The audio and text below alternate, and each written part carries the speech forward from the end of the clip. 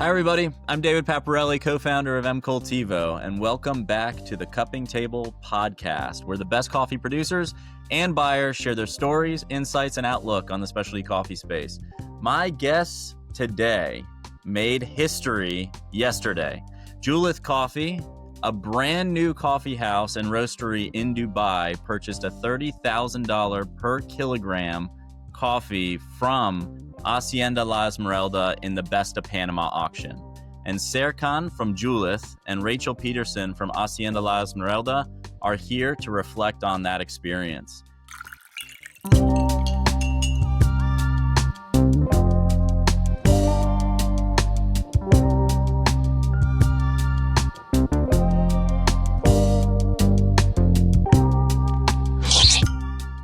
Welcome back to the podcast. Hello. Thank you. Yeah, thanks, David. I don't know which one of us should talk first. It's all good. It's good to be It's all back. good. Good to have you guys. So I guess the first question, maybe to Serkan, but what the heck? What were you thinking? What's the last 24 hours been like? It was a crazy moments, amazing, emotional, lot of crazy things. I didn't expect too much impact like this one, but it's really amazing so far. I was nervous for you on the auction. I heard you sent some texts out where about 2-3 hours in you were getting tired, and I was like, man, you got to hang in. This is gonna be an 11-12 hour event. You really got to stick in. Are you happy that you did? Yeah, for sure. But it was a really tiring. We were tired so much, concentrating on the screen.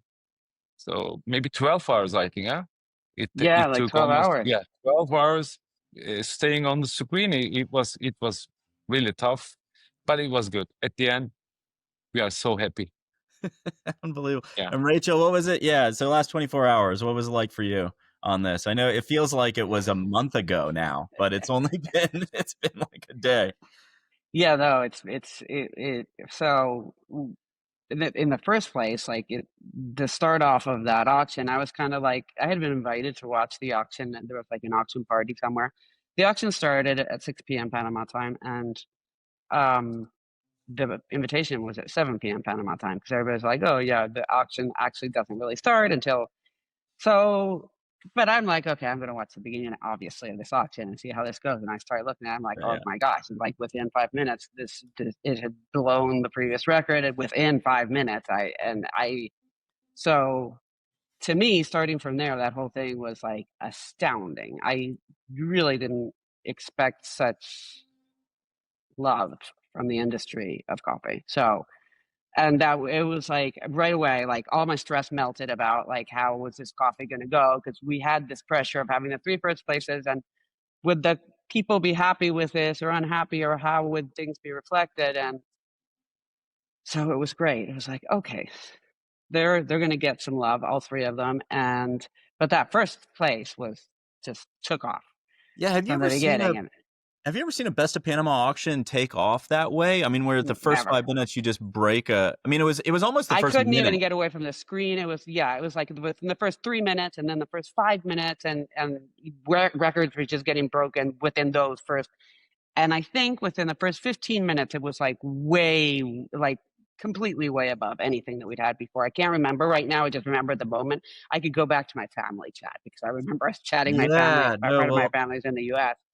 And we were all like, oh my gosh, this is an explosion. This is amazing. So for us, of course, this was a beautiful thing to be able to live and see. And thank you, Serkan, for hanging in there. 12 hours is a super long time. I'm not really sure even if you had it all along, or who was, that's part of the bidding walk us through that, Serkan, the bidding experience. Were you in it right out of the gate? Were you bidding on did you bid on all 3 lots? Were you focused on the single lot? What was your strategy? Actually, we were only focused on that lot, GW1. So we wait for maybe 3 minutes, and then we join the game. So after 3 minutes, we were in the game. Yeah. Yeah. Well, you joined pretty early on, but those 3 minutes, a lot happened in those 3 minutes, as you said, Yeah, Rachel. yeah, I yeah, think in the first 15 minutes, it hit $25,000 a kilo, or over yeah. $20,000 a kilo, something insane, if I remember right. So Yeah. Yeah, we were watching. we were in the auction at that time. When we hit I think our first bid was 19K something, and then Oh wow. we just kept going, going, going. Did Wow. I you? think after 3 hours, it hits 30K and stays so long without any more bid. Uh, we were there. And We Yeah, were it, I always remember there. it being for maybe an hour or 2 hours at 24, and then or Maybe. 20 something, Yeah. 24, I think, and then it started bidding again, and then it went up to a different number, and then it went up to 30. it's So just wild. And for you, Serkan, so I mean, just to put this into context, this is kind of what blew my mind about you taking this such a significant action in Dubai. I mean, this would be historical at any moment, but you've been open for a week, right? Yeah. Didn't you This is open your coffee shop your roastery last last week? week. Last week. This is our 7th day. So I wanted to get into this, Sarahcon, a little bit, because the question on everybody's mind, right, is you spend this much for a coffee and you must have a vision for what you're going to do with it, right? Or some Yeah. ideas of what you're going to do with it. So what were your thoughts on buying it? And then what are you planning on doing with the best coffee in the world? So actually, let's start from the beginning. Okay. When we learned the score of this lot, so we just had a meeting with my team. It was a very short chat. We thought that this might be a once in a lifetime chance. I believe Hacienda La Esmeralda, maybe they can produce better than this one, but it might be also once in a lifetime opportunity for us. So we mainly focus on that side. The price tag was not the issue for us, so we were not thinking about that thing so long. We just wanted to get that beans in our hands. We just wanted to roast it. We just wanted to share that lot as much people as possible. This was our motivation, not the price tag. We never talked about it. Did I you think you have you, already. have you Okay, tasted the so coffee? I didn't even yeah, ask you. yeah, You yeah. have. Of Okay, course, yeah. yeah. So you got a sample. Did you get a BOP sample box, or did you go to a cupping? Talk about Yeah, that a little bit. we just joined a cupping, and it was a really amazing coffee. It was shining on the table. Yeah, it was an amazing experience. I'm really looking forward to share that experience with the coffee guys around the world. And I already started to get amazing messages from all around the world, from Japan, from China, from Korea. Amazing, amazing.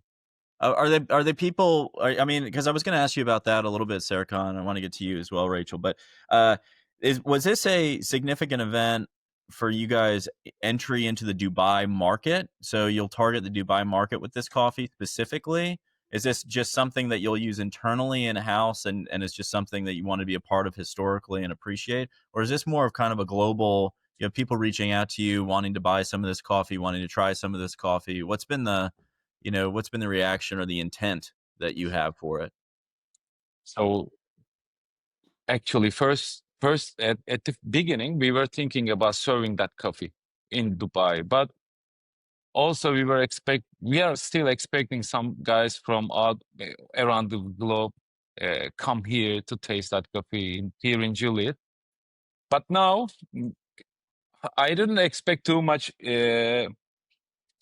messages from around the world that they want to buy that green, especially 1 kg, 2 kg. But we don't think to share that lot right now. But maybe we will change our mind. I don't know. I just want to roast that coffee, and we just wanted to start to play with it.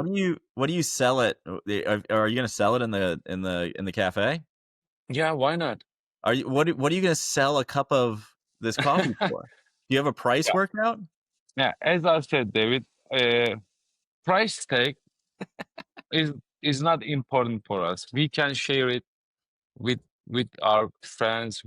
Maybe we can invite some people to try all together. So as I said, it was not making money with this coffee. Yeah, our motivation was different. We were Yeah. on the other side of the. Uh, yeah, I think you got it. Yeah, so we were just focused on the that side. Once in a lifetime opportunity for our brand, for ourselves, for my team. So I mean, that's all. yeah, even if you just offered it and to an exclusive group of your, I don't know, colleagues or friends, or I think that would be a great way to bring in people to be loyal to your coffee, to your cafe, because truly that kind of a coffee, it is about an emotional bond that you create, and it's about the feelings that are generated by a coffee like that. And so, yeah, because we went through the math of like, oh, how much would you sell it for? But it's really a coffee like that. If you think about it that way, it's I don't think it really works very well. I mean, because the math isn't going to work, but it's like any luxury item. It is something that you'll remember your whole life, and if you remember that your whole life, it's going to bring back memories, and it's going to bring you back to a place where you're always going to want to go back to relive that kind of an experience. So I think it's so important to talk about that in coffee at this moment, because the experience of coffee and how we as coffee people experience it is truly emotional. We don't talk about that all that much, but it really is an emotional thing. It's always been emotional for me. I've been 21 years doing it.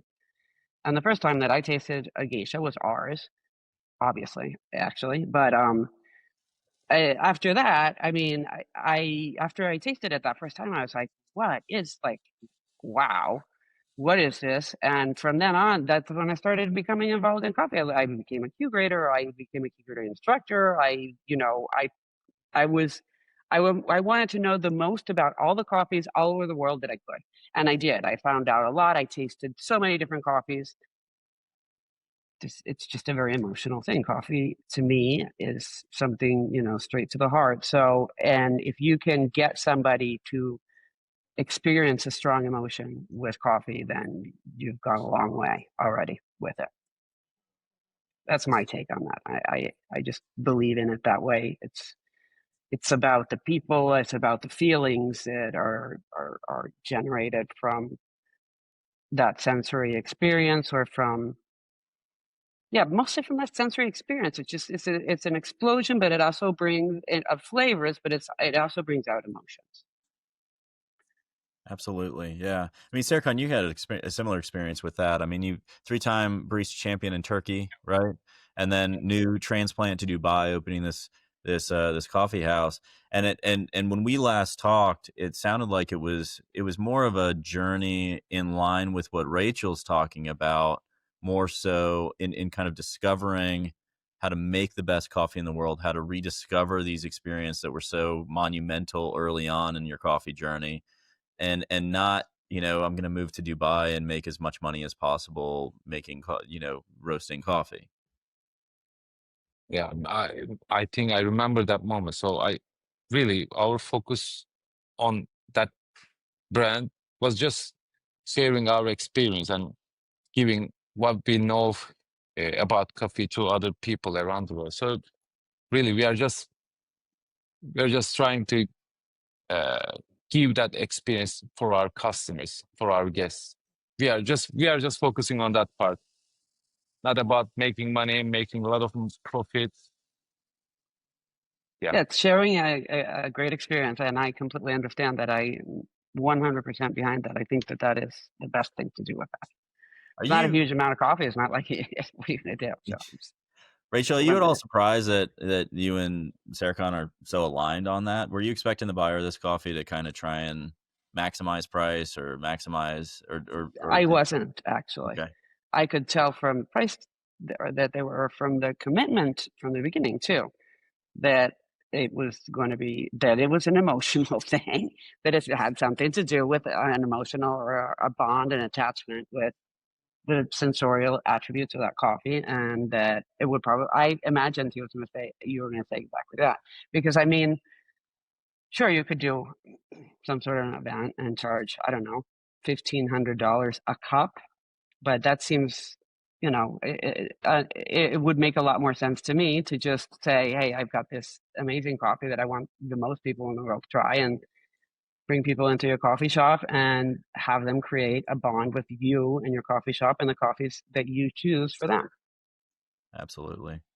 Yeah, and you mentioned this too, Rachel, in kind of that beautiful statement about the emotions, the shared experiences in coffee, and kind of the drive and the passion around it. It seems inherent in this luxury class of coffee that I think this, for me, I think we've been talking about it a long time, but this really solidified that there is a luxury coffee class that's been developed, and it's very distinctive from maybe these other tranches of specialty coffee. Nothing wrong with those, but there is something different about this.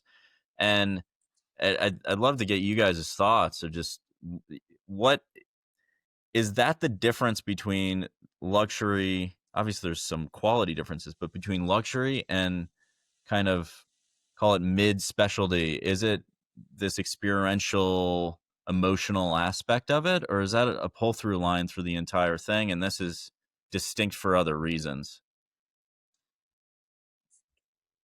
A lot of people are bringing up, well, it's agriculture and this and that, but so is wine. It comes from grapes, and nobody bats an eye if there's several $1,000s for a bottle of wine, or even bottles of whiskey sell for millions of dollars, and people Yeah. don't bat an eye about that either. Or we can go talk about things like truffles, or we can talk about there's a lot of agricultural products that are luxury products too. And so I think that there's an overlap there on that type of a thing. If it's a extraordinary agricultural product, it can be a luxury product as well. Yeah, Okay. absolutely. And you're on the market side, Serkan, of you're talking to consumers every day, people drinking your coffee in and out of your cafe for all 7 days it's been open. Yeah. What's been the experience? It seems like you guys are staunchly in this luxury category as Julith. I'd be curious if that's true, and then what's been the experience with customers as you sort of bring in these new and fantastic coffees into the Dubai market. Actually, our product line, our coffee line selection is not so high not on the luxury side. So I'm just bringing some coffees that I like to taste, that I like the experience. So as I said, I'm just focused on the experience side. If I like it, I want to serve it. I just share that experience with the other people. So I think we are not in the luxury category. But this particular lot, yeah, for sure, yeah, it's on the luxury side. So far, we already received too many requests to try that coffee, but we are talking with the customers, so they have to be patient. So we have to just source that bean, so we have to roast it, and then if we like, yeah, if we did a good job on the roasting side, we will start to sell it. But So let's I see. would also, if it's, sorry, I didn't mean to interrupt you, but you might want to reach out to Ben Put, because we did a lot of testing on that coffee to be able to arrive at the correct roasting level before we actually even put it into the BOP. Because the year before we'd had, high elevation coffees don't roast exactly the same as lower elevation coffees. And so it's a tricky roast, and you don't want to waste a lot of it, and you might want to reach out to him. I don't know what you're roasting on, but I do know that he did a lot of testing on it for Ben Put from I know Ben. Yeah. He's a really good friend of mine, so I will get in touch with him. For Great. sure. Yes, for sure. Okay. What are you roasting it on, Serkan? I have also Stronghold. I think he also roasted on Stronghold S7. Yes. I'm not sure. I don't know if it's an S7. I don't know the numbers, but I know it was a Stronghold. Yeah.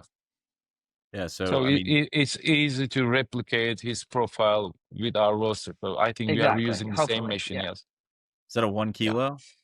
That's Now 7? it's actually 850 grams, Okay. but my regular roasting batch is around 500. So I think I'm not sure what was the amount of his roast for that Yeah. specifically for that beans, but yeah, I think I can do it with the help of by the yeah, help of Ben. Yeah. That's a good point, because every single roast that you do on that would be worth yeah. You want to make sure Oh you $15,000, hit yeah, it. of course, of course. right? So Yeah, of Yeah, course. you don't want to exactly. mess that up. You don't want to mess that up. And then this is the first time you guys have met officially, is on this call. So Yes, this is yes. new Yes, entry. yes. Rachel, had you heard of Julith at all before Best of I Panama? hadn't heard of Julith before, and I was no, I hadn't heard it at all before. So So yeah, what do you think? Well, sorry, when Rachel. I Okay. saw it, like the immediate thing was, okay, is this a valid company? What? Like, who approved this person? And then I went in and I was like, oh yeah, they're absolutely perfectly valid. And so Yeah. but I had been, as I said, I've been there twice, and I just never came across you, and I did not realize that you just opened the shop, so that makes sense as well. So Yeah. you were expecting I was buyer from expecting, Asia, from buyer yeah, Asian side? yes, yes, Oh, all right. it could have been a variety of either China, Korea, Yeah. even Japan. So yeah, and but I'm thrilled though. I think that Dubai is a wonderful place for this coffee to go to, Thank and you. I'm super happy about it. So yeah, I think it's great. It turned out excellent. Thank Yeah, you. this is I mean, Dubai has gotten a few of these lots, I'd say, but they haven't made a huge entry today. It's been very Asian market heavy, so this is monumental for that too. I mean, just that this coffee would go into the Middle Eastern market and be served at, a place like Julith. I think that's meaningful there. I mean, Serkan, it sounds like, I mean, I would say not a lot of people, rightfully so, because you weren't open yet, didn't know about Julith a week ago. Now the entire world knows about Julith. Yeah. At least the whole specialty coffee world knows about Julith. You said a lot of people reaching out. What has that been like? People reaching out. What have the comments been? What have you had to deal with over the last 24 hours? It was still amazing. Still amazing. Everyone is reaching out, and as I said, looking forward to get some of the beans. But uh, as I said, we are not here to make profit from this coffee, so we just wanted to share it. And I'm really looking forward to see some guys here flying directly to Dubai to taste, specifically to taste that coffee. I think I will be really happy if I see such kind of guys from our industry. Are you going to Let's save see. some I don't for know. January? We'll be over Sorry. there. You got to save some for January. We'll be over for World of Coffee. All right, perfect. I will save some for you guys. Okay. That would be It great. will be really. I will be really appreciated if I can share some beans. No problem with you. When you come Unbelievable, here, man. we will try it all together. Yeah. We'll see when the date approaches. You're gonna have a lot of people asking you that same question, so we'll see if you Yeah. actually stick to that. So that'll be great. Well, guys, this is absolutely an amazing moment, I think, in specialty coffee. I think the response has been, I've never seen anything like this, where I mean, maybe this goes back to what you were saying, Rachel, of the initial $21 per kilo coffee, back, 21 years ago, right? Is what that would have been. Have you, in any of the Best Yep. of Panama auctions, have you seen this sort of engagement from the specialty coffee community around something like this? Or is this just is this kind of the next level? And before we completely move on, I have two questions that I would like to ask Serkan too. One Yeah, is, go ahead. where Go did ahead, please. where did the name of the coffee shop come from? And the Well, second is, like, how Can you tell me a little bit about, so you're from Turkey and you were a Bertha Yeah. champion in Turkey. You Yes. competed for Turkey Yes. 3 times. 3 times. Yeah. I'm looking What? for the fourth one because as personally, my biggest dream is to win that competition. But I know it's not easy. Everyone is working with coaches, experienced guys. Right. It's a tough competition, but it's my biggest dream. And for the first question, Julith comes from the first 2 letters of just like this. Ah, Julith. Yeah. Yeah. So that's great. yeah. Okay. Yeah. Thank I you won't very much. forget that one. Thank you. Yeah. Thank you very much. Great name. Okay. Thank you. And so yes, thank you. That's an interesting story. I didn't know your background. And you've been in Dubai for how long? Uh, I just finished my first year, I think 4 or 5 days ago. I'm so new here in Dubai. This project is Okay. so new. So And you can still compete yeah. for Turkey while you live in Dubai, right? Yes. I'm still Okay. waiting for SCA to announce the competition date. So when they announce, yeah, I Okay. will go and compete once again, hopefully. Okay. Very good. Very nice. Thank you very No, much. regarding your question, Dave, about yeah, as I said, I remember 21 years ago, there was a lot, let's say there's a bit of pushback against the price tag, right? Because it sold in auction at $21 back then. But I mean, reflecting back on these 21 years, I mean, look now, what is $21 a pound now? And it opened up big spaces, which is what I expect this to do as well, Serkan. It's going to open up Yeah. huge spaces for other varieties, other coffees, mid-level, mid-high level, to have a different spaces in the coffee industry, which we need to have different spaces in the coffee industry. We don't all have the same taste. We don't all like the same things, and it just opens up spaces, and that is what I like about it. You know, these breaking of these glass ceilings originally can be uncomfortable for some people, but eventually, as far as I see it, have worked out very well for the coffee industry in general. I Mm. know there's a situation going on right now with the C price, and it's making it a little bit uncomfortable for cafes that are having to work within that are buying those coffees. But this is a different segment of coffee, so I believe it opens up spaces for all these new varietals that everybody loves. That they're all originally landrace varieties that come from different parts of different origin countries that have come originally from Ethiopia, and that ended up all over every producing country around the world. And so I don't know. I think it opens spaces for a lot of different new things, products to come out, other producers to be able to come out with new things. I see it as good. For me, it's Yeah. 100% positive. Absolutely. I mean, there does seem to be these moments. I mean, it's like I wrote this yesterday, but it feels like Hacienda La Esmeralda is a 25-year overnight success. If that makes any sense, you Yeah. know?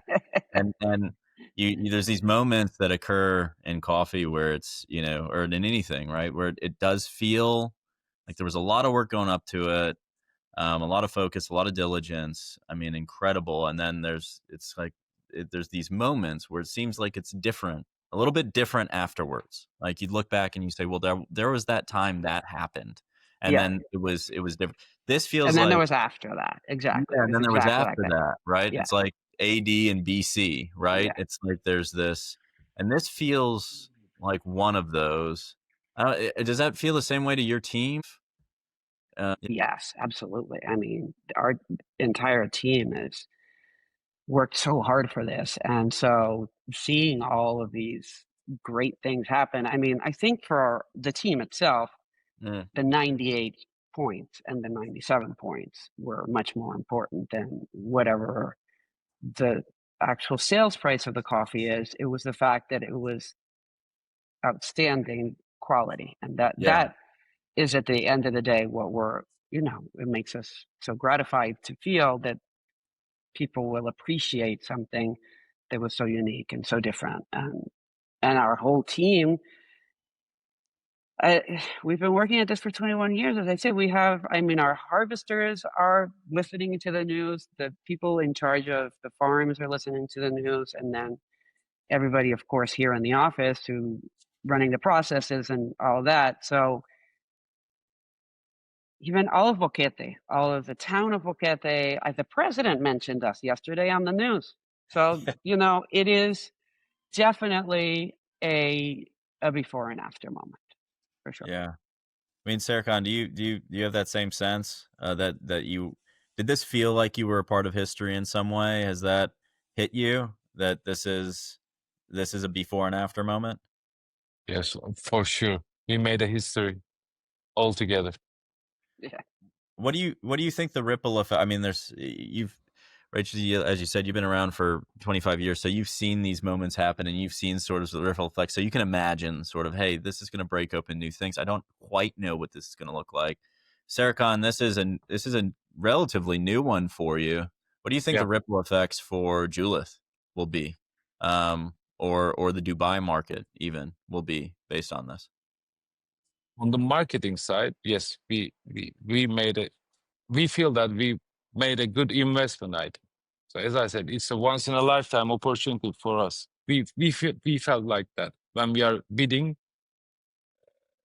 That was the motivation.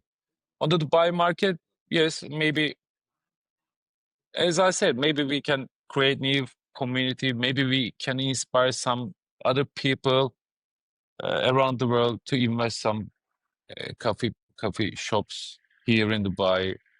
Maybe we can invite some other people around the world to share our experiences, our coffee selection. So there will be so much opportunities, I think. Did you say you opened? Even in a one day, my feelings are always changing. Literally, I was shaking yesterday. Really, when we win the auction, so I was shaking.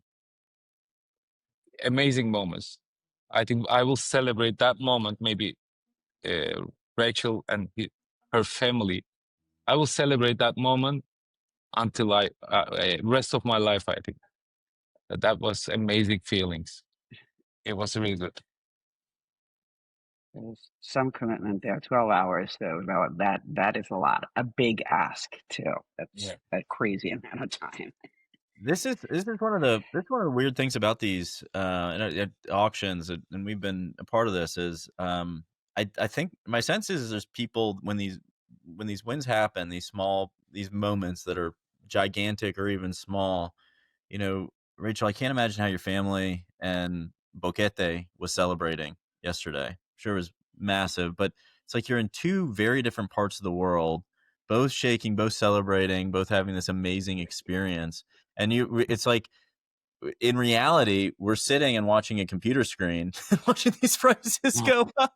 It's a very strange, surreal thing. So I hope you guys were able to celebrate with your families, with your communities well. I think I saw some pictures from your side, Rachel, that Yeah, we did. Yeah. My mom and my dad, and unfortunately aren't here right now. They're in the United States. No. They had a emergency issue that they needed to attend to, and so they left the day before, I think. But they were all watching it from up there because that's the beauty of it too. Yeah. You go watch it, on your computer, and anybody could watch it anywhere in the world. So. Yeah. What did Price say? What did your dad say? I haven't called him on the phone. Alex yesterday was like, "Oh, we should call Grandpa and see what he says about this." But I haven't actually spoken to him directly, so I don't know. He hasn't said anything at all. I should give him a call and see what his reaction. I just said I sent the president talking about us on the news yesterday, and I was like, "Send him this," because I was like, "Oh, why don't we get on the local news? Like, we're on the local news now." Yeah. Yeah. He should probably be aware of those things. But you guys have taken. I mean, it's also such a, an incredible moment that he's been able to pass that on to the next generation so well that he can basically takes off to the U.S. You sell coffee for $30,000 a kilo, and he's just kind of like, yeah, the president's talking about us. Rachel and Daniel did a great job. It's that sort of thing, right? Yeah, and I don't know. I think we spoke about this, but I think you know that my dad is one of the founding members of SCAF. So before Daniel and I were even here, he was one of the founders in 1996. And so, yeah, all those things are what add up to there ever having been a BOP in the first place in 2004, or there were BOPs before that, but the 2004 with the geisha one. And there's just a lot of things that we don't take into account. We don't think about that clearly because there's issues. I think we've spoken before about this, about timing, about context, about what's going on in the world and what people are thinking about at that moment. But there's always people who made us or helped us arrive to this point where we are right now. And there's been a lot of work to arrive to this point where we are right now. That's for sure. And it has been over 20 years. It's been super worth it. It has been. I love coffee. I've always loved coffee. So for me, my job was always a great job to have. And I do quality control, and I get to visit different people all over the world and talk to them about coffee. And what could be better than that? Really? Yeah, absolutely. I mean, it is. And Serkan, you got to go visit. I mean, we talked about this in the interview too, of just kind of you want to get out on sourcing trips, and you had these ideas around, producers sharing more information globally and getting a cohort of roasters and producers together to kind of sharing these activities. I think you could really use this moment to sort of kickstart some of that. I know that was a dream of yours going into this. Yes. Yeah. I want to build strong relationship with Rachel and her family, and the other farmers. They were all did amazing job. But as I said, we were focused on that particular lot. But when I visit Panama, I'm just planning to visit all around the coffee farms.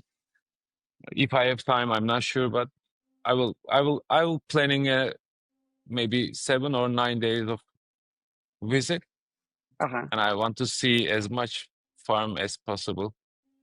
You should come But though in first, January or yeah, February though, so we can, yeah, because all that's when right, it's beautiful here. That's when we have yeah, coffee on the trees. That's when we're starting our processing, and that's the right time to come. yeah, Now it's going to be raining. It's right now yeah, it's okay, but it'll start raining in a bit. And there's no coffee on the trees. We've got nothing. yeah. I know that. Yeah. This is just meeting tour for me, but next year for sure I will be there. You gotta go February. You gotta be. We're hanging out in January. World of Coffee. So you go. Yeah, let's do. Yeah. We can go right February. That'd be awesome. But yeah, that's great. I mean, and Serkan, I didn't ask you this, but how did your team react, or how did you celebrate? What was the community like there in Dubai? Everyone is so excited. When I shared that moment with my barista guys, so again they shared my feelings, and also they started the shaking. So it was so exciting moment. What time was it when the auction started for you? For us, it was 3 a.m. 3 a.m. So it ended at 3 p.m. Yes, right, correct. Wow. Yeah, you must have been. I didn't sleep for maybe 35 hours. I don't know why. It was a really intense 2 days for me. Especially the auction period was really amazing. A lot of different emotions. Yeah. Did you have a strategy in the auction, or was it just I'm going to win this lot at all costs, so we're just going to keep going? I mean, were you making phone calls to try and justify the price, or you just were going? No, we were there to win that particular lot. He was in. You can't beat that. You can't beat a passion. Somebody's in it for that reason. Yeah. How are you planning on brewing it? Do you have any ideas? Sorry again, please. How are you planning on brewing it? Do you have any ideas? I will try my best. No, nothing planned yet. But let's roast that beans first. Let's figure it out, and then I think I will find the best way to brew it.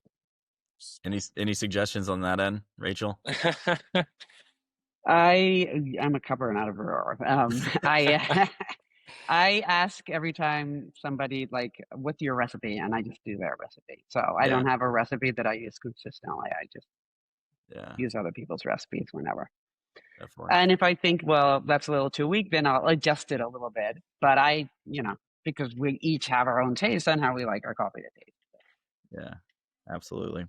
Well, I don't want to leave this either with Serkan. Did you have any questions for Rachel for Hacienda La Esmeralda? Any things that you were? I mean, we try and put info up on the lot, and obviously there's a lot of information out on Hacienda La Esmeralda over the last 2 decades. But anything that's piqued your curiosity you wanted to dig into with Rachel here?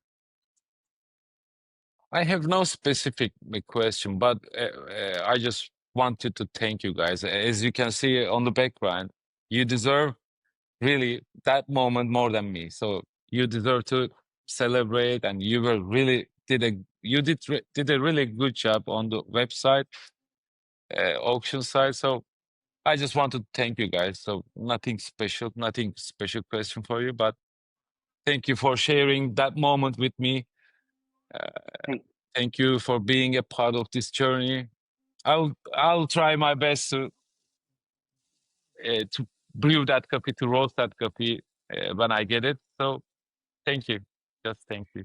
Yeah, okay. To the contrary, thank you. Serkan, I'm so glad, David, that you suggested this, and I got to meet you, Serkan, because this is a great way to get to meet you and get to talk to you and find out things about you, like who you are and what your coffee life has been like so far. So it's very interesting. So thank you so much, David, for thinking about this. It was a great plan to get us to meet this way, and then I'm sure I'll see you again, Serkan, either in Dubai or here in Panama. Yeah. Thank you very much. It's my pleasure, guys. I Thank am you very much. also happy to support you in any way that you need. Anything that you need, just reach out to our team, and we'll get back to you with whatever you need as soon as you need it. So I appreciate it. Thank you very much. Well, yeah, I mean, thank both of you guys. I mean, obviously, we're very happy to be able to kind of sit on the sidelines and be able to watch you guys do the amazing things that you do. And this is just so exciting to be a part of. But you guys are the ones that should be celebrating. Panama should be celebrating, and Dubai, UAE, the Middle East should be celebrating this. I mean, this achievement, this milestone, this beautiful coffee and this beautiful industry that we all are blessed to be a part of. And so thank you both for your commitment to that and the milestones that you've created in the past, created now, and that you will surely create in the future. So thank you guys for that. And thank you for jumping on basically 2-hour notice to have this. And I hope you guys do connect after. I know you guys will, but it always an awkward first meeting under as you're being recorded for something like this. So I hope you guys have a conversation sideline and more of the stories come out. I know we'll do our best to get those out as well. Thank you so much again, Serkan, for the love of the coffee. Thank you for so much intense investment into that lot. I thank you so much for that. Thank you for producing the best one in the history. You deserve that one. Thank you.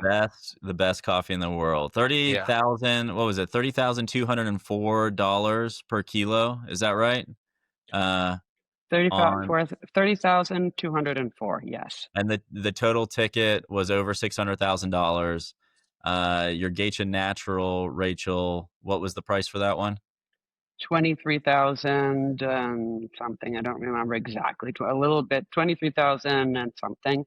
And in the Lorena, which was the complete that surprise. was like 8,040, I think, because that was a complete surprise. That was crazy. A non-geisha varietal for that price, and total not for the entire auction, just for Hacienda La Esmeralda, over $1.2 million in revenue on that auction. Well deserved, and the coffees are incredible. And I hope the rest of the Panamanians are happy with us, because those prices weren't anything to, joke about either. Those it seemed like everybody did very, very well on the day, and the coffees were shining bright. Yep. A great year for Esmeralda, but for Panama as well, for all of the producers here in Panama, for all the coffee producers in Panama. I was on a radio show this morning at 7:30 with a local radio channel, and talking about how this type of thing makes more people. There are more for coffee producers now here in Panama, because it's actually a good thing to do, and it's a good way to live, and versus other countries where people are going out of coffee because they're not able to, it's not something that's financially working out. Here in Panama, it's a good business, and the young people are staying instead of leaving. So it's a good thing for our town. It's a good thing for our country. Yeah. Absolutely. All right, guys. Well, yeah, I think anything else that you want to add before we close out, or did we cover it? I think we're pretty good. I mean, there's always loads to talk about, and you want to get into everybody's, entire 30-year history in coffee. And we'll do that some other time. We'll do that over a cup of coffee or a beer in Panama, something like that. That'd be great. But yeah, thank you guys so much for joining in again, and we will talk to you soon. Okay. Thank you very much. Great. Thank you, for David. your time.